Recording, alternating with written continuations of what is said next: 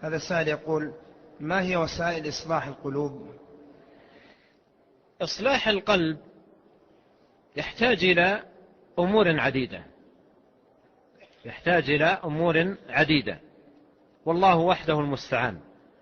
الأمر الأول حسن اللجوء إلى الله، لأن قلبك بيد الله، كما قال عليه الصلاة والسلام في الحديث الصحيح: ما من قلب إلا هو بين أصبعين من أصابع الرحمن يقلبه كيف يشاء، فإن شاء أقامه وإن شاء أزاغه. فالأمر الأول أن يحسن العبد صلته بالله، ويقوي رجاءه وثقته بالله وتوكله على الله، ويلح على الله بالدعاء والسؤال بأن يصلح قلبه، وأن يزكي نفسه، وأن يعيده من شرور نفسه.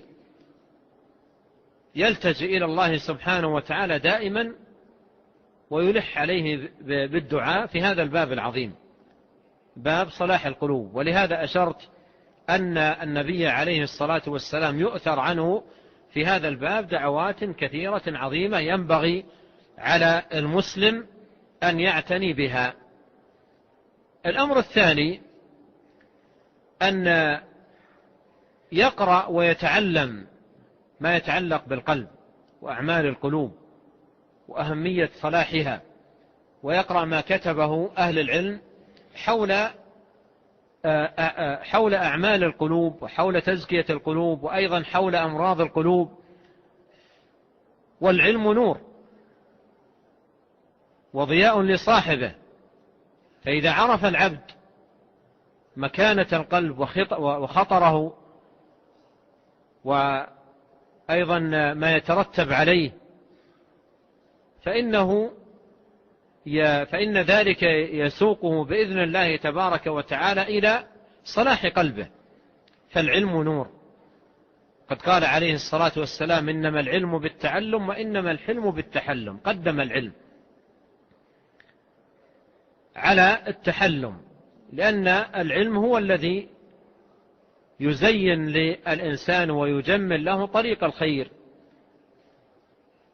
هذا الأمر الثاني. الأمر الثالث مجاهدة النفس، وقد قال الله تعالى: والذين جاهدوا فينا لنهدينهم سبلنا. وقال عليه الصلاة والسلام: المجاهد من جاهد نفسه في طاعة الله. فيجاهد نفسه، ولا يستولي عليه يأس أو قنوط أو غير ذلك من أسقام القلوب وأمراضها، بل يجاهد نفسه في الترقي إلى الخير والرتب العلية. الأمر الرابع أن يلازم الأخيار ومجالس الخير، فهم القوم لا يشقى بهم جليس، واصبر نفسك مع الذين يدعون ربهم. فيجاهد نفسه على ملازمة الأخيار وأهل الفضل وأهل النبل، فصحبتهم غنيمة.